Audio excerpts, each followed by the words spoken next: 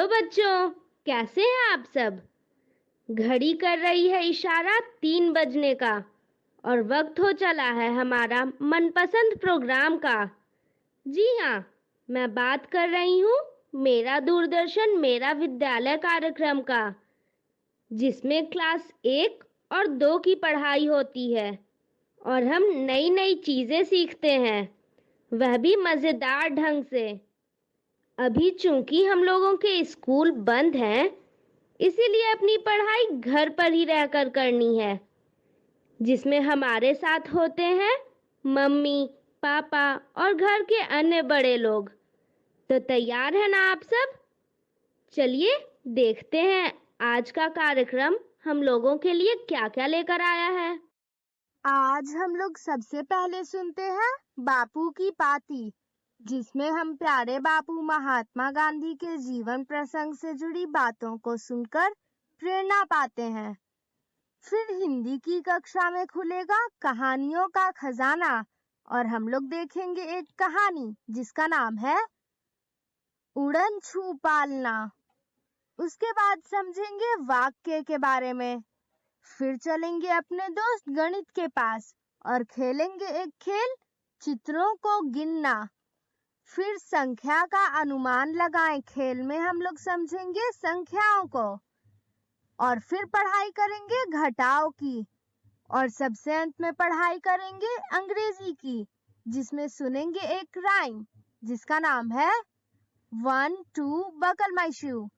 तो चलिए शुरू करते हैं आज की क्लास, थोड़ी सी मस्ती थोड़ी पढ़ाई के साथ।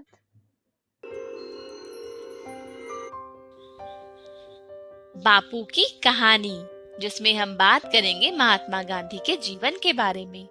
पिछली बार हमने ये जाना कि दक्षिण अफ्रीका में प्रिटोरिया नामक जगह पर जाते वक्त गोरे लोगों ने यानी कि अंग्रेजों ने ट्रेन में अव्वल दर्जे में बापू को सफर नहीं करने दिया। उनको तो घोड़ा गाड़ी के अंदर भी नहीं बैठने दिया। बापू ने होटल में भी पीछे जाकर के खाना खाया था। बापू यह सब काले गोरे का भेद एक अन्याय की तरह मानते थे। प्रिटोरिया में मोहनदास का परिचय जाने माने हिंदुस्तानी व्यापारियों से होने लगा था। उन्होंने सभी भारतीय लोगों से मिलने की इच्छा जाहिर की। एक व्यापारी के घर हिंदुस्तानियों की सभा बुलाई गई। कई लोग आए। मोहनदास ने पहली बार ठीक से भाषण दिया, जिसके बाद बहुत से लोगों से बातचीत हुई। इस सभा में यह तय हुआ कि कुछ अनपढ़ लोग मोहनदास से अंग्रेजी सीखेंगे। ये कक्षाएं 8 महीने चली। मोहनदास का जीवन सामाजिक बनने लगा। दादा अब्दुल्ला के जिस मुकदमे में मदद देने वे आए थे, वो भी चल रहा था। अनुभवी वकीलों के साथ काम करने से मोहनदास को वकालत समझ आने लगी। दोनों पक्षों में रिश्तेदारी थी। मोहनदास ने उन्हें समझाया कि अदालत में मामला चलता रहा तो जीतने वाले को भी बहुत लाभ नहीं होगा। उन्होंने सुझाया कि दोनों पक्ष अपने भरोसे के लोगों को पंच बना ले और फिर उनका किया समझौता मान ले। पंचों ने फैसला दादा अब्दुल्ला के पक्ष में किया, लेकिन मोहनदास ने उन्हें मनाया कि वे अपने रिश्तेदार को खूब सारा समय दें नुकसान की भरपाई के लिए, ताकि उसके व्यापार का दिवाला न निकल जाए। और फिर इस समझौते से दोनों पक्षों को सम्मान मिला। रिश्तेदारों में आपसी प्यार लौट आया। काम पूरा हो गया था। अब मोहनदास को स्वदेश लौटना था। दादा अब्दुल्ला अब उन्हें बहुत चाहने लगे थे। उन्होंने मोहनदास के सम्मान में एक सामूहिक भोज रखा। उस समय दक्षिण अफ्रीका में हिंदुस्तानियों के खिलाफ एक नया कानून आने वाला था। कुछ लोगों ने अब्दुल्ला सेठ से कहा कि आप गांधी भाई को रोक लीजिए, वो जैसे कहेंगे हम वैसे इस कानून से लड़ेंगे। और फिर देखते ही देखते भोजन सभा एकदम से आंदोलन के कार्यालय में बदल गई। गांधी भाई 1 महीने ही नहीं, 1 साल के लिए नेटाल राज्य में रुक गए। उन्हें 20 व्यापारियों ने मिलकर पेशगी रकम दी और अपना वकील नियुक्त किया।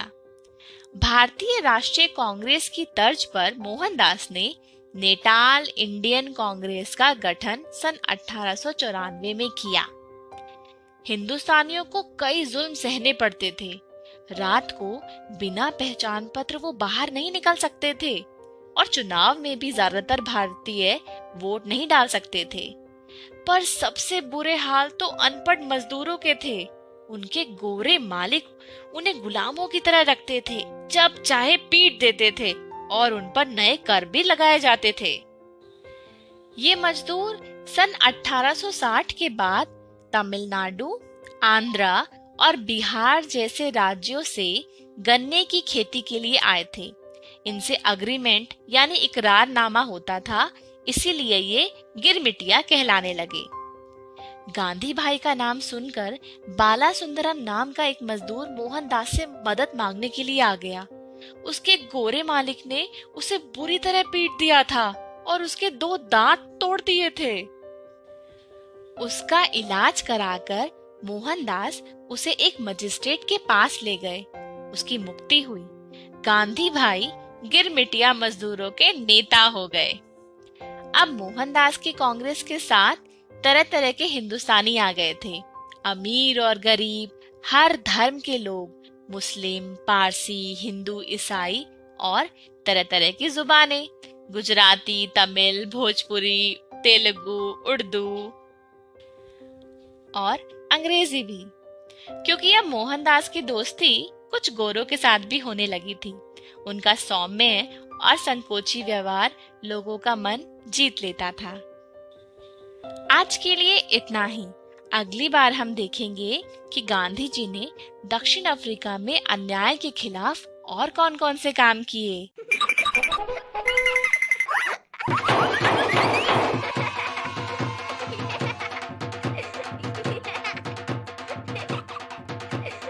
थोड़ी सी मस्ती और थोड़ी पढ़ाई के इस एपिसोड में आप सभी का स्वागत है। ये वो स्कूल है जहाँ पे हम खेल खेल में, हंसी मजाक में और बहुत सारी मस्ती करते हुए ढेर सारी चीजें सीखेंगे। तो आप लोग तैयार हैं? मैं आशा करती हूँ कि ये एपिसोड सभी बच्चे अपने माता पिता और अपने भाई बहन के साथ देख रहे होंगे। तो चलिए शुरू करते हैं।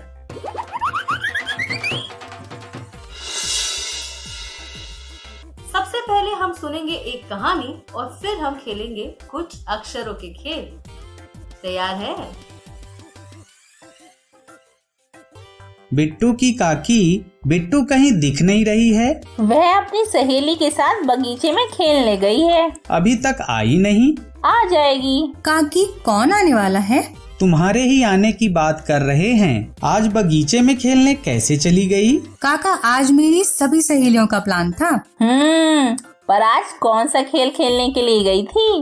वो तो पूछिए मत। क्यों? आज हमने साड़ी से झूला बनाया था। अरे वाह, फिर तो खूब मजा आया होगा। मजा तो आता, पर मुझे तो मौका ही नहीं मिला। ऐसा क्यों? मेरा नंबर आया कि हवा के झोंके से साड़ी ऊपर पेड़ पर लटक गई। ओहो, फिर साड़ी को उतार लाई या पेड़ पर ही छोड़ दिया? काका ले तो आई, मगर बहुत कोशिशों के बाद। मतलब कंकड़ फेंका, पेड़ को हिलाने की कोशिश की, फिर अंत में डंडे से उतारी। जब उतार लिया था तो वापस झूला तो झूल लेती। मोनिका का भाई घर जाने के लिए रोने लगा था, इसलिए घर वापस आ गई। हाँ काकी, करते भी क्या। बिट्टू, तुम्हारी कहानी से मुझे भी एक कहानी याद आ गई। फिर तो अच्छी बात है। बिटिया झूला तो नहीं झूल पाई, पर कहानी तो सुन ही सकती है। क्यों बिट्टू? बिल्कुल। ठीक है, तो सुनो कहानी।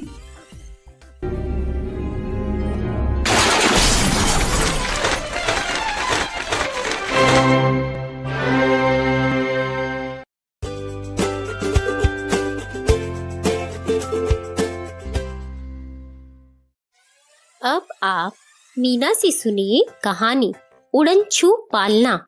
लेखन श्री दाला स्वामी, चित्रांकन संजय सरकार, अनुवाद मनीषा चौधरी, प्रकाशन प्रथम बुक्स, साभार स्टोरी वीवर। नीम के पेड़ से एक पालना लटका था। तुम्हें पता है ना पालने में कौन है? देवी की छोटी बहन। हाँ, रो रही है। अच्छा, तुम्हें भी सुनाई दे रहा है? देवी को बहुत जोर से सुनाई दे रहा है और उसे यह आवाज बिल्कुल अच्छी नहीं लग रही है। लो, आखिरकार उसने स्टापू खेलना बंद कर दिया और उसने अपनी बहन को बाहर निकाल लिया। ओहो, यह कैसी हवा का झोंका है, सीधे पेड़ के ऊपर। हाँ, वह कृष्णा है, देवी का दोस्त। वह सोचता है कि साड़ी पर छोटे कंकड़ फेंकने से वह नीचे आ जाएगी। नारंगी स्कर्ट वाली नन्ही लड़की लीला है। वह चाहती है एक लंबी डंडी से देवी साड़ी को नीचे ले आए। सब बच्चे उसकी बात पर हंसते हैं। अरे, अगर इतना आसान होता तो तुम समझती हो कि हमने नहीं सोचा होता। सालिया दौड़ते हुए साड़ी की तरफ कूद लगा रही है। वह काफी लंबी है और उसकी उंगलियां कपड़े को छूने ही वाली हैं। अब सभी बच्चे कूदने के लिए तैयार हैं। देवी की बहन काफी खुश है। उसे घास का एक तिनका मिला है जिसे वह मुस्कुराते हुए चबा रही है। अरे नहीं, अब नहीं चबा रही, देवी ने उससे ले लिया है। राजू ने सब बच्चों को कायदे से खड़ा कर लिया है, बड़े वाले सामने, छोटे वाले पीछे। आपको क्या लगता है वह उन्हें एक दूसरे के ऊपर खड़ा करवाएगा? नहीं कर पाए, अब क्या? देवी के पिताजी सड़क पर नजर आ रहे हैं। जल्दी कुछ तो सोचो। लीला लंबे बांस के नीचे इधर उधर डगमगा रही है। बांस गिरने वाला है। नहीं गिरा। कृष्णा ने उसे ले लिया। राजू भी मदद कर रहा है। इस बार शायद उतार ही ले। जल्दी। देवी के पिताजी के देखने से पहले उसे पालने में लिटा दो।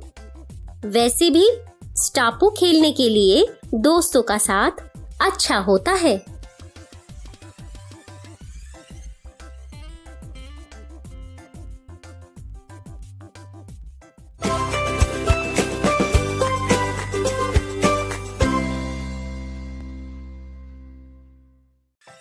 वाह, बहुत खूब। सच में काका, देवी और उसके दोस्तों ने तो कमाल कर दिया। कमाल कर दिया मतलब ये कि उन्होंने साड़ी को पेड़ से उतार ही लिया। बिल्कुल। अब आगे क्या करना है? चर्चा को आगे बढ़ाना है।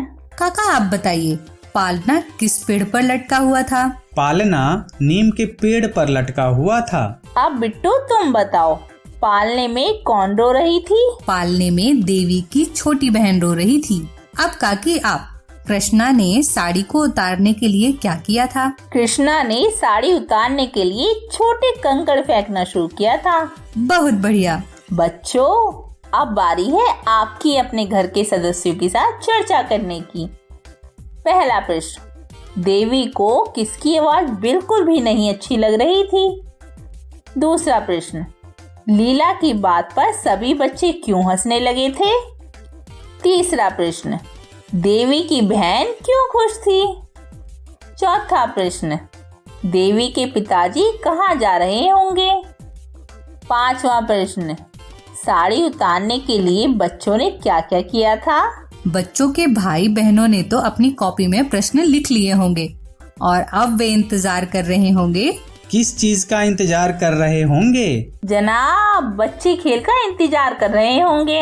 अरे हाँ, तो खेलते हैं खेल गुब्बारे। बच्चों, चलो शुरू करते हैं खेल गुब्बारे। इस खेल में हमें एक अक्षर के कई सारे गुब्बारे फोड़ने को मिलेंगे। मुझे तो बहुत मजा आएगा। यह है ह। यह ह है। तो ह अब हमें वाले गुब्बारे फोड़ो। ह वाले गुब्बारे फोड़ने हैं। बहुत बढ़िया। बिल्कुल सही। अब कहाँ है ह? यह है ह।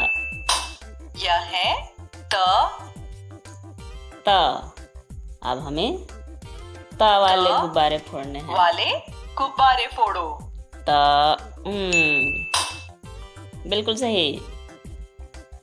अब किधर है ता? ता यह है। हाँ, यह है ता। अरे वाह, खेल खत्म हो गया, पर हमें तो अभी और गुब्बारे फोड़ने हैं। यह है ख। ख वाले गुब्बारे फोड़ो। तो इसमें ख किधर है? यह है ख। बहुत बढ़िया। यह है ख। अब कहाँ है ख? यहाँ है। यह है बिल्कुल सही। च। अब हमें च के गुब्बारे फोड़ने हैं। च वाले गुब्बारे फोड़ो। तो इसमें च कहाँ है? यहाँ है, लाल गुब्बारे पर। अब कहाँ है? अब कहाँ है? यहाँ है। बहुत बढ़िया। अब कहाँ है? ओ, बिल्कुल सही। खेल तो खत्म हो गया, पर हमें अभी और गुब्बारे फोड़ने हैं। यह है स। अब हमें स के गुब्बारे फोड़ने हैं। स वाले गुब्बारे फोड़ो। तो इसमें स कहाँ है? स कहाँ है? यह है स। बहुत बढ़िया दोस्तों। अब कहाँ है स? यहाँ है। बिल्कुल सही। अब कहाँ है गुब्बारे? स वाले। यह है स। यह है ह। अब हमें ह वाले गुब्बारे फोड़ने हैं। ह वाले गुब्बारे फोड़ो। तो इसमें ह कहाँ है? यह है ह। बिल्कुल सही। अब कहाँ है ह? यह है ह। बहुत बढ़िया दोस्तों। अब यह है अरे, यह तो आगे चला गया। चलो कोई बात नहीं, अगला गुब्बारा देखते हैं। यह है ह।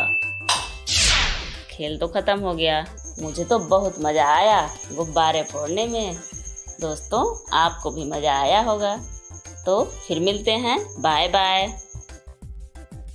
वाह, मजेदार खेल था, क्यों बिट्टू? हाँ काका, गुब्बारे फोड़ने में तो मजा आएगा ही और आता ही है, और सीखने को भी मिला। जी। फिर खेल को जारी रखो।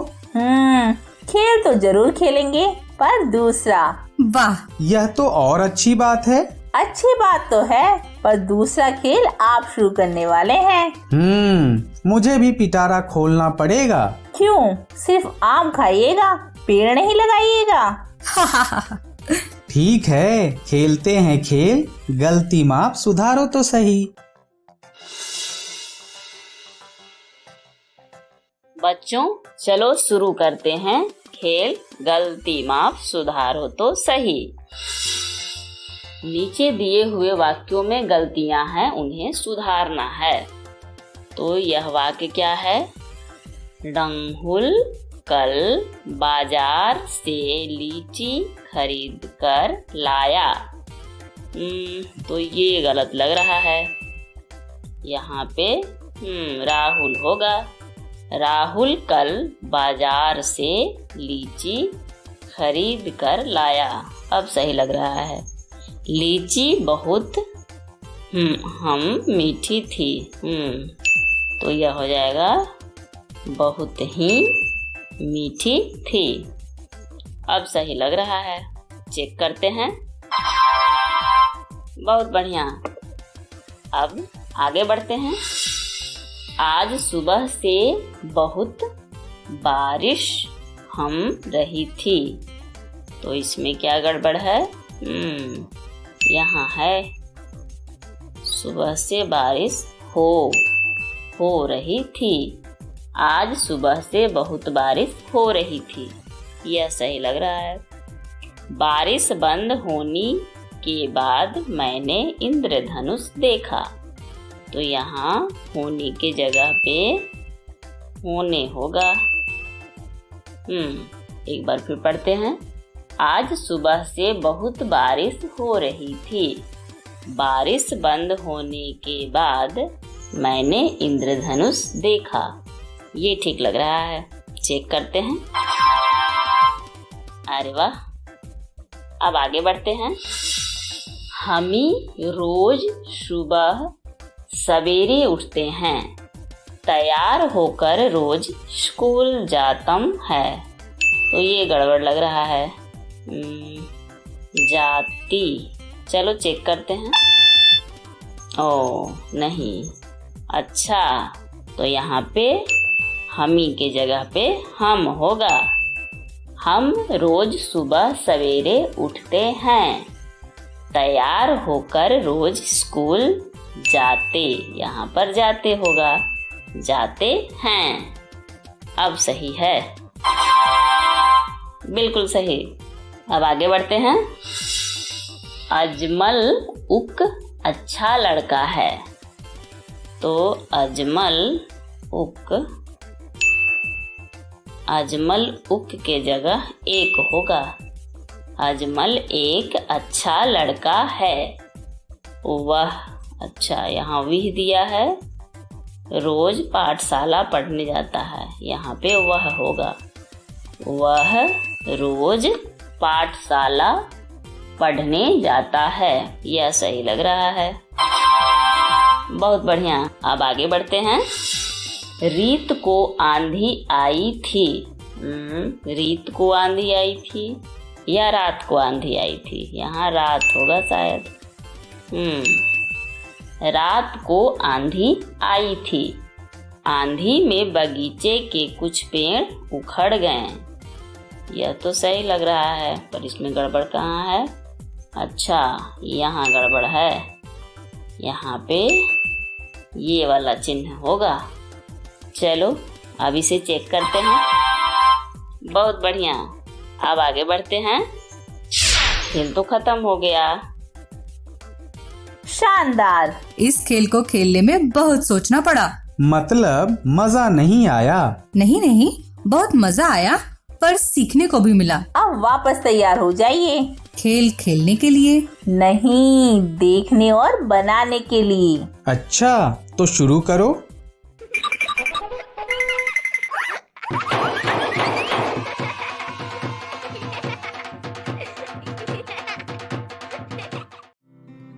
पोहा। बच्चों के टिफिन के लिए क्या बनाएं?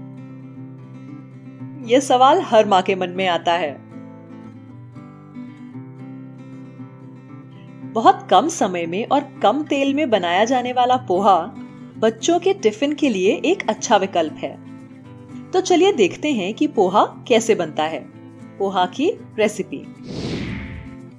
पोहा बनाने के लिए हमें चाहिए 4 मुट्ठी मोटा पोहा, 1 मध्यम आकार का बारीक कटा हुआ प्याज, तड़का लगाने के लिए राई, जीरा, हींग और हल्दी, 4-5 कड़ी पत्ता, 3-4 हरी मिर्च, 3 से 4 चम्मच तेल, नमक स्वादानुसार, 1 छोटा चम्मच शक्कर, नींबू, ऊपर से छिड़कने के लिए बारीक कटा हुआ धनिया, कसा हुआ नारियल। विधि: छन्नी में मोटा पोहा भिगोकर रख दें, सारा पानी निकल जाने दें। उसके बाद उसमें थोड़ा नमक और शक्कर मिलाकर रख दें। एक कढ़ाई में तेल गरम करें, राई को तेल में डालें और अच्छे से गरम होने दें। राई चटकने लगेगी, इसका मतलब तेल ठीक से गर्म हुआ है। अब उसमें जीरा, कड़ी पत्ता डालकर थोड़ा सा भून लें।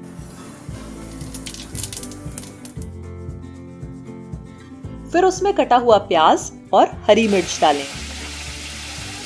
प्याज को तब तक भूनें जब तक उसका रंग बदलकर हल्का गुलाबी ना हो जाए, और फिर उसमें हींग और हल्दी डालें। अब प्याज अच्छे से पक गया है। इसमें भिगोया हुआ पोहा डालें और चम्मच से मिलाएं। भुना हुआ प्याज पोहा में अच्छी तरह से मिल जाना चाहिए। आंच मध्यम रखें और भाप आने दें। अब इसमें नमक डालें और फिर कुछ मिनट तक भाप आने दें। कटा हुआ धनिया और नारियल पोहा के ऊपर डालकर सजाएं। पोहा अब खाने के लिए तैयार है।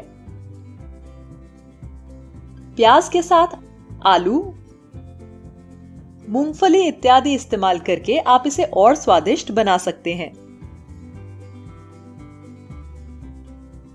पोहा को अलग अलग तरह से पकाया जाता है। इसके अनुसार इसे अलग अलग नामों से जाना जाता है, जैसे मूंगफली पोहा, आलू पोहा, मटर पोहा या वेजिटेबल पोहा। नेपाल में अंडे का भी प्रयोग किया जाता है, जिसे फूल चिवड़ा कहते हैं। तो बताइए, आप पोहा कब बना रहे हैं?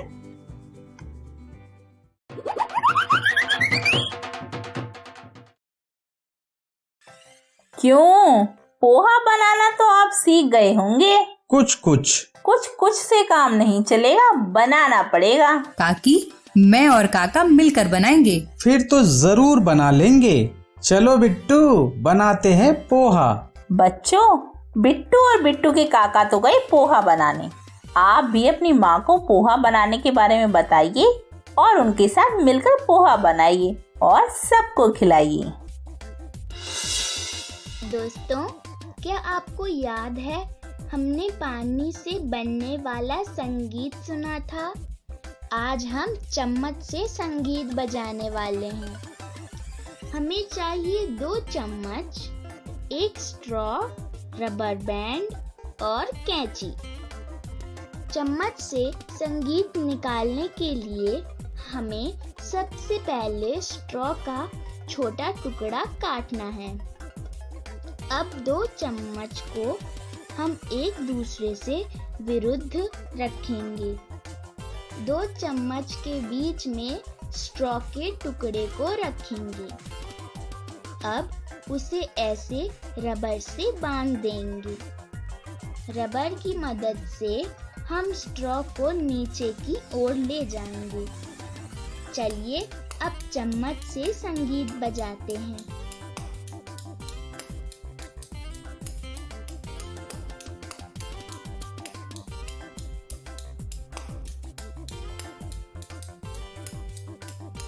कितनी सुंदर आवाज आ रही। तो आप लोगों ने कहानी सुनी? कैसी लगी कहानी? मजा आया? और आप लोगों ने ढेर सारे अक्षरों के खेल भी तो खेले। तो चलिए अब आगे बढ़ते हैं और सीखते हैं एक ऐसी चीज जिससे अक्सर लोग डर जाते हैं। सोचिए, किस चीज की बात कर रही हूँ मैं? बिल्कुल सही, गणित की। देखिए दोस्तों, गणित से डरने वाली कोई बात नहीं है। आज हम सीखेंगे गणित खेल खेल में, हंसी मजाक में, थोड़ी सी मस्ती, थोड़ी पढ़ाई के साथ।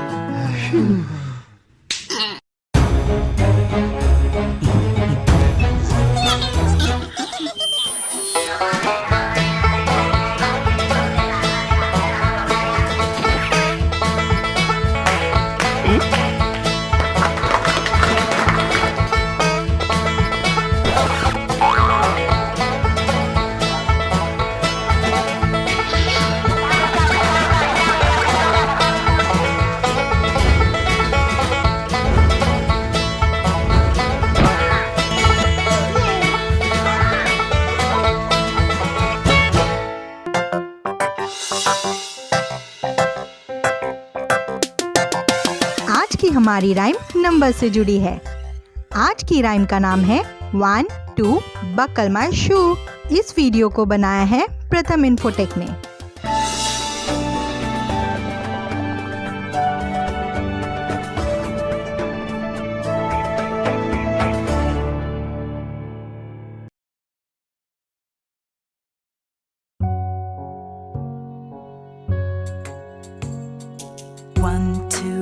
My shoe. 3 4 open the door. 5 6 pick up sticks. 7 8 lay them straight. 9 10 a big fat hen. 11 12 dig and delve. 13 14 maids a courting. 15 16 maids in the kitchen. 17 18 maids a waiting. 19 20 my plate's empty. 1 2 buckle my shoe. 3 4 open the door. 5 6 pick up sticks. 7 8 lay them straight. 9 10 a big fat hen. 11 12 dig and delve. 13 14 maids a courting. 15 16 maids in the kitchen. 17 18 maids a waiting. 19 20 my plate's empty. 1 2 buckle my shoe. 3 4 open the door. 5 6 pick up sticks. 7 8 lay them straight. 9 10 a big fat hen. 11 12 dig and delve. 13 14 maids a courting. 15 16 maids in the kitchen. 17 18 maids a waiting. 19 20 my plate's empty.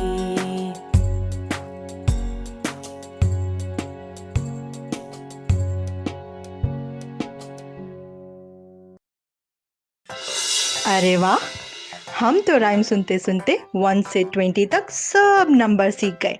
उम्मीद करती हूँ आपको मजा आया होगा। आपको rhyme पसंद आई हो तो उसे फिर से सुनिए। क्यों आया ना मजा गणित सीख कर भी। मैं तो हमेशा कहती हूँ कि पढ़ाई में और खेल में कुछ खास अंतर नहीं होता। अगर मन लगा कर करो तो दोनों में मजा आता है। खैर, समय समाप्त हुआ तो हमें जाना होगा। हम आपसे मिलेंगे अगली बार। तब तक आप अपनी पढ़ाई जारी रखिए और तब तक के लिए बाय बाय। घर रहिए, सुरक्षित रहिए, स्वस्थ रहिए।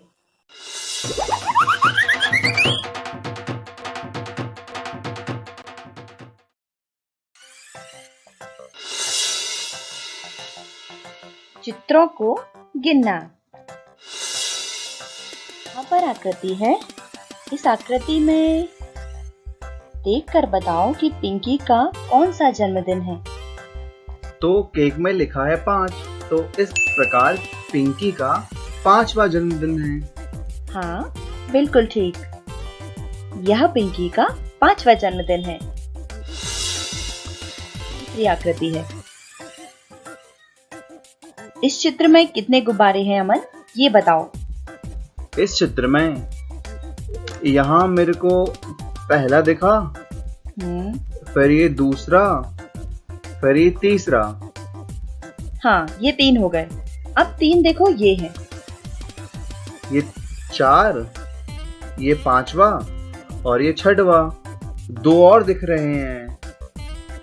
अरे हाँ, ये रहा 7वां और ये रहा 8वां। तो इसका मतलब है इस चित्र में कुल 8 गुब्बारे हैं। अब इस चित्र में देखो और बताओ कि लाल रंग के कितने पताके हैं अमन। ये रहा 1, हाँ, फिर ये रहा 2, ठीक है, फिर ये रहा तीसरा और ये चौथा, ये 5वां, फिर 6वां, फिर ये रहा 7वां, ये रहा 8वां और ये रहा 9वां। अच्छा, इसका मतलब है कि इस चित्र में लाल रंग की कुल 9 पताके हैं। दोस्तों, आप भी जरूर गिनो। अब अगला चित्र बताओ कि इस चित्र में कितने खिलौने हैं अमन। ये रहा पहला, ठीक है, फिर उसके बाद ये दूसरा, ठीक है, फिर ये तीसरा, हाँ, फिर उसके बाद ये एक और रहा चौथा, फिर बाजू में एक और है 5वां, उसके बाद फिर 6वां, और ये एक और है यहाँ पे, ये रहा 7वां। बिल्कुल। तो इसका मतलब है कि इस चित्र में कुल 7 खिलौने हैं। अब अगला चित्र देखो और बताओ कि कुल कितने बच्चों ने टोपी पहनी है। ये रहा पहला बच्चा। हाँ ठीक है। ये रहा दूसरा। ओके। ये रहा तीसरा। हाँ। फिर ये रही चौथी। हाँ। फिर उसके बाद ये रहा 5वां बच्चा। 5। इसका मतलब है कि कुल 5 बच्चों ने टोपी पहनी हुई है। अब इस चित्र में देखिए और बताइए कि पिंकी के जन्मदिन में कुल कितने लोग शामिल हैं। ये रही पिंकी की मम्मी। ठीक है। और ये रहे पिंकी के पापा। तो हो गए अभी 2 सदस्य। ठीक है। और फिर उसके बाद ये रही पिंकी की दादी और उसके दादाजी। तो अभी कुल हो गए हैं 4 सदस्य। और ये पिंकी का भाई, तो हो गए 5 सदस्य। और ये पिंकी के दोस्त, तो हो गए 6 सदस्य। ये सारे पिंकी के दोस्त हैं, तो ये रहा उसका 7वां सदस्य। और ये 8वां, फिर उसके बाद ये 9वां, फिर 10वां, फिर ये रहा 11वां, फिर ये बच्चा 12वां, उसके बाद फिर ये 13वां। इसका मतलब है कि पिंकी के जन्मदिन में कुल 13 लोग शामिल हैं। आकृति में बताओ कि पिंकी को उसके जन्मदिन पर कितने तोहफे मिले हैं। बताओ चित्र में देखकर। ये रहा उसका पहला तोहफा। हाँ ठीक है। तो फिर ये रहा दूसरा, ये तीसरा, हाँ, ये चौथा, और ये 5वां, और ये 6वां। पिंकी को तो कुछ ज्यादा ही तोहफे मिले हैं लगता है। और ये एक और रहा 7वां। अरे वाह। और ये 8वां भी है यहाँ तो। हाँ बिल्कुल ठीक। यानी पिंकी को उसके जन्मदिन पर कुल 8 तोहफे मिले। तो दोस्तों हमने सीखा खेल खेल में गिनती करना, चित्रों को गिनना। आपके घर पे ऐसी कोई आकृति हो तो उन्हें गिनो और फिर बताओ। फिर मिलते हैं। Good bye.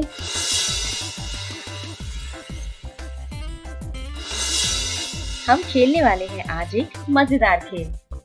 खेल का नाम है हनुमान लगाओ। और कैसे? इस गेम के माध्यम से। इसमें एक बटन पर है खेल बंद करने के लिए और दूसरे तरफ खेल शुरू करने के लिए ये हरा बटन है। तो हरा बटन दबाते हैं और खेल को करते हैं शुरू। खेल है संख्या का अनुमान लगाएं। अनुमान लगाते ही जब आपका अनुमान सही होगा तो वह संख्या हरी हो जाएगी। अब यहाँ पर बताओ कि कौन सी संख्या हो। सोचकर बताओ।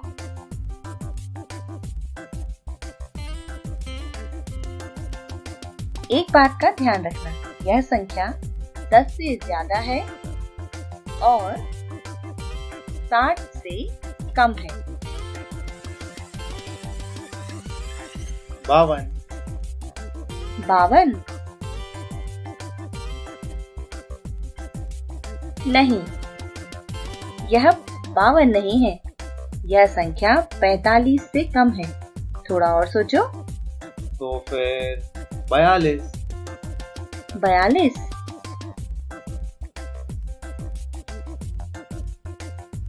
नहीं, यह संख्या 40 से कम है। तो फिर ये संख्या होगी 38। थोड़ा और सोचो। 38 नहीं है। यह संख्या 30 से थोड़ी सी बड़ी है। 30 से थोड़ी सी बड़ी, तो फिर 33।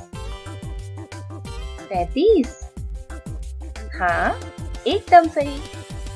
ये लो, ये गुब्बारा तुम्हारा हुआ।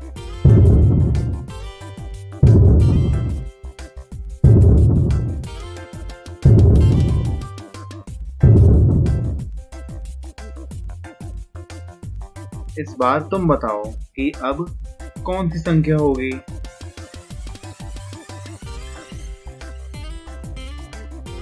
यह संख्या 15 से ज्यादा है और 55 से कम है।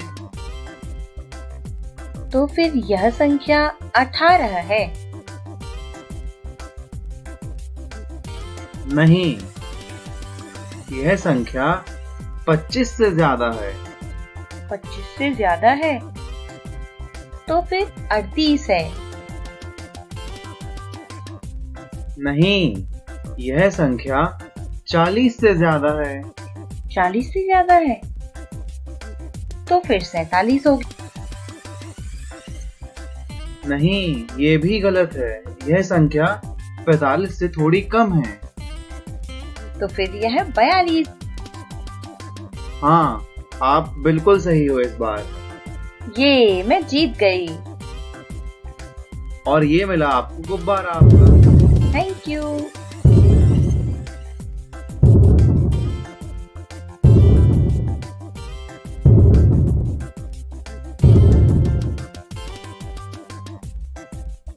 अब बताओ यहाँ कौन सी संख्या होगी।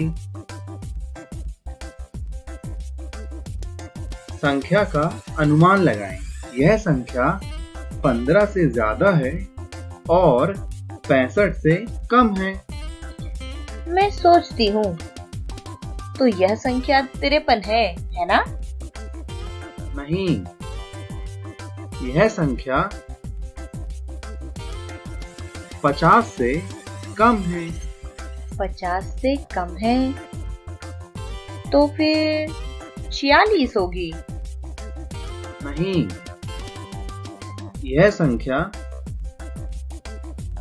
41 से कम है। अच्छा, 41 से कम है इसलिए 46 नहीं, तो फिर ये 36 है। यह संख्या 35 से थोड़ी बड़ी है। 35 से बड़ी है तो फिर यह जरूर 38 है। हाँ, इस बार आप बिल्कुल सही हो। और ये मिलता है आपको गुब्बारा। Thank you.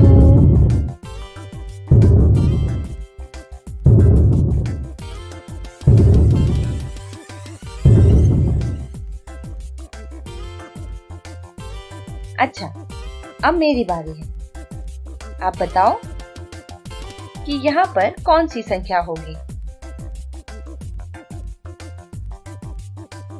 देखो, कुछ नियम है इस संख्या के। यह संख्या 20 से ज्यादा है और 50 से है कम। तो बताओ कि कौन सी संख्या होगी। मेरे ख्याल से 48। 48?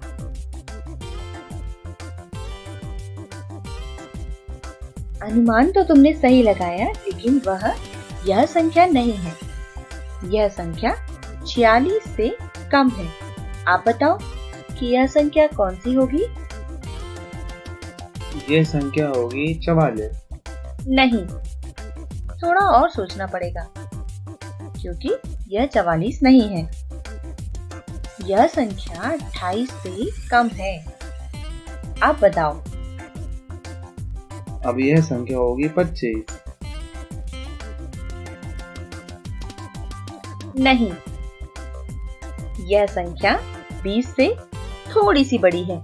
आप उत्तर के बहुत करीब हो। अब बताओ। तो फिर मेरे ख्याल से यह संख्या 22 होगी। 22? एकदम सही। आप बिल्कुल सही हो। ये लो अपना गुब्बारा। धन्यवाद। तो दोस्तों, कैसा लगा खेल जरूर बताइएगा और पढ़ते रहिए। हम फिर मिलते हैं। Good bye.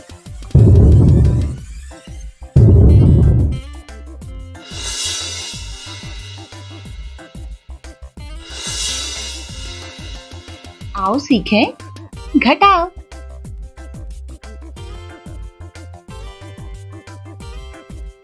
दोस्तों, 34 से 16 घटाते हैं और पता करते हैं कि हमें क्या मिलेगा।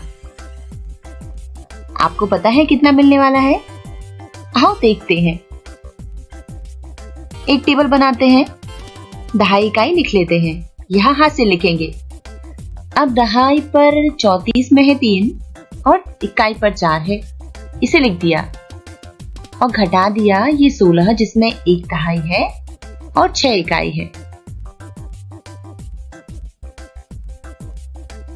अब जब हम घटाने पर आए तो देखो 3 दहाई से हमने दहाई को लिया उधार।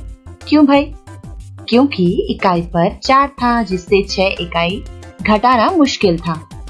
तो 3 दहाई ने 1 दहाई दे दी तो क्या बचा 3 के पास? 2 दहाई। और यहाँ पहुंच गई 1 दहाई यानी 10। और इसमें जब हमने ये 4 इकाई मिला दिए तब ये 10 से बन गए 14। अब इकाई पर 14 है जिससे 6 घटाना है। ये बिल्कुल आसान है। 14 से 6 घटाने पर मिला 8 और 2 दहाई से 1 दहाई कम करने पर 1। तो भाई 34 से 16 घटाने पर मिलते हैं 18।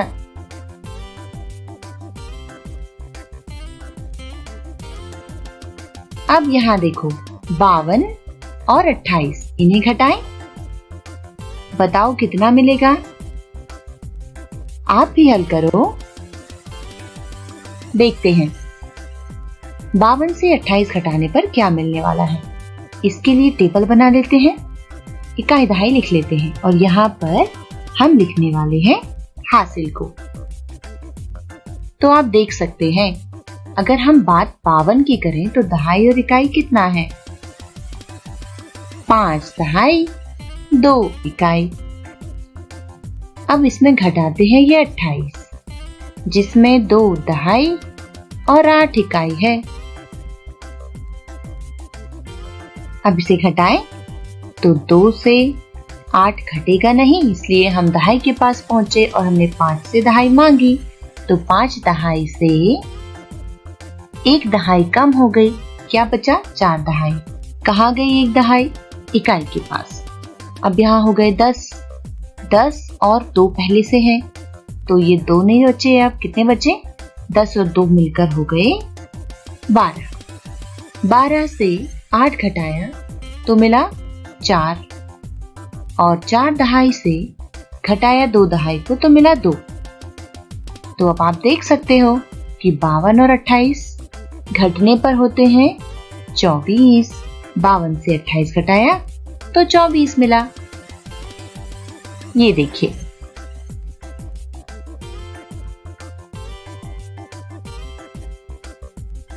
अगला सवाल है 65 घटाव 27 बराबर कितने होंगे? सोचिए सोचिए। आओ देखते हैं। इसे हल करते हैं। टेबल बनाते हैं। दहाई इकाई लिखेंगे। दहाई 6 इकाई 5 घटा लेते हैं 27 यानी दहाई 2 इकाई 7।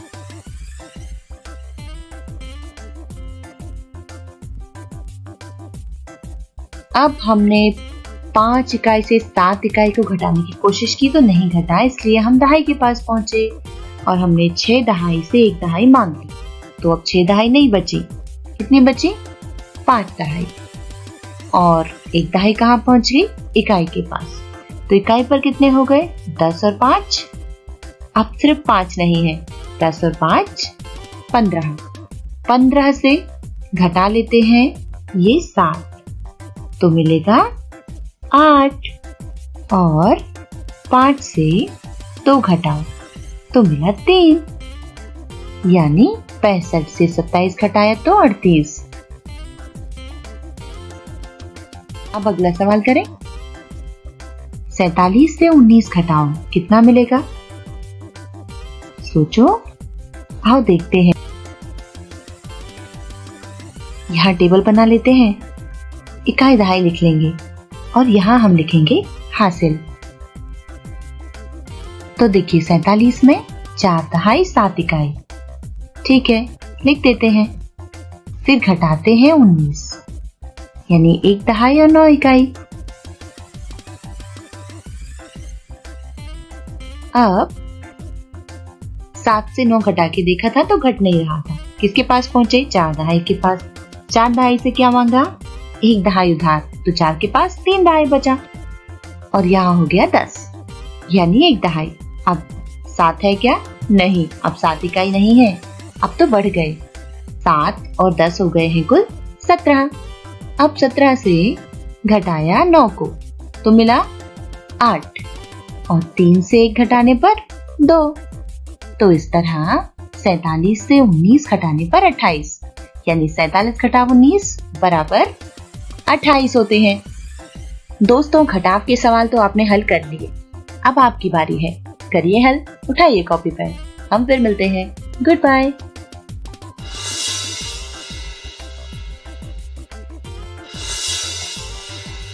हेलो बच्चों, तो अब घटाव से संबंधित अभ्यास के लिए सवाल। सवाल नंबर 1 है, 50 से 11 घटाने पर कितना प्राप्त होगा? सोचकर जवाब दीजिए। 50 से 11 घटाया तो क्या मिलेगा? सवाल नोट कर लिया दोस्तों? तो बढ़ते हैं अगले सवाल की ओर। अब बताओ, 35 से 27 घटाने पर क्या मिलेगा? यानी 35 घटाव 27 बराबर कितना होता है? अगला सवाल है, 22 घटाव 9 बराबर कितना? यानी 22 से 9 घटाने पर कितना मिलेगा? ध्यान से सोचकर जवाब दीजिए दोस्तों। अच्छे से समझदारी के साथ सवाल को हल कीजिए और फिर जवाब दीजिए। अगला सवाल ये रहा, 47 घटाव 28 बराबर कितना? सोचिए, 47 का 28 से घटाव कीजिए, फिर उत्तर निकालिए और बताइए। अब बताओ कि 65 से 29 घटाने पर कितना मिलेगा? करो इसे हल। सवाल को अच्छे से समझो और फिर हल करो। अब अगला सवाल, 22 से घटाना है 19, यानी 22 घटाव 19। इसका उत्तर निकालिए, क्या होगा? 22 से 19 घटाने पर कितना मिलेगा? तो आप बताइए, 50 घटाव 11 कितना होगा? और 35 घटाव 27 बराबर क्या आएगा? इसी तरह 22 घटाव 9 यह बराबर में कितना होगा? अगला सवाल, 47 घटाव 28 बराबर कितने होंगे? और 65 से 29 घटाने पर क्या मिलेगा? और अगर 22 से 19 घटाया तब उत्तर कितना मिलेगा? सभी सवालों के जवाब निकाल कर रखिए दोस्तों, फिर मिलेंगे। Good bye. आशा करती हूँ बच्चों, आज आपको बहुत मजा आया होगा और आपने इल्मों से बहुत कुछ सीखा भी होगा। तो मिलते हैं अगले एपिसोड में।